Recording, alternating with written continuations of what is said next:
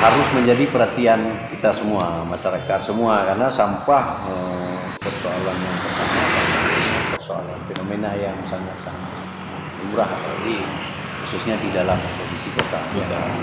Produksi sampah itu yang luar biasa.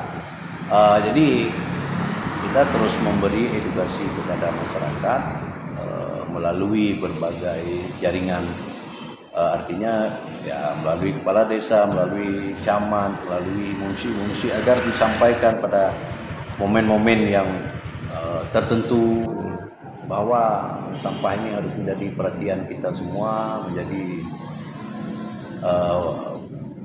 menjadi suatu hal yang kita upayakan untuk membersihkan semua. Strategi yang kita lakukan, yang pertama yang dalam bentuk himbauan, yang kedua kita mengharapkan jam buang sampah. Jam buang sampah itu sampaikan kepada masyarakat itu baiknya dari jam 7 malam itu sampai jam 7 pagi.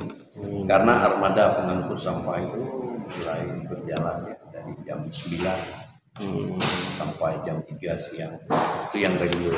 Jadi kalau kita buang sampah di malam hari, tentunya siang itu akan nampak bersih. Tapi kalau sekarang kan nggak ada jam buang sampah yang tertentu, sehingga untuk sementara sebelum perwal keluar, kita sudah sampaikan surat berupa himbauan itu melalui kecil jamaah, sudah ada himbauan. Di samping itu juga untuk mengantisipasi sementara, kan selama ini juga kita menggunakan salah satu armada untuk patroli sampah. Artinya ada sampah-sampah yang tercecer itu sebelum menumpuk lebih banyak itu diangkut. Ya. Cuma ini kan karena di bulan puasa mungkin ya tingkat produksi sampahnya kan jauh lebih tinggi.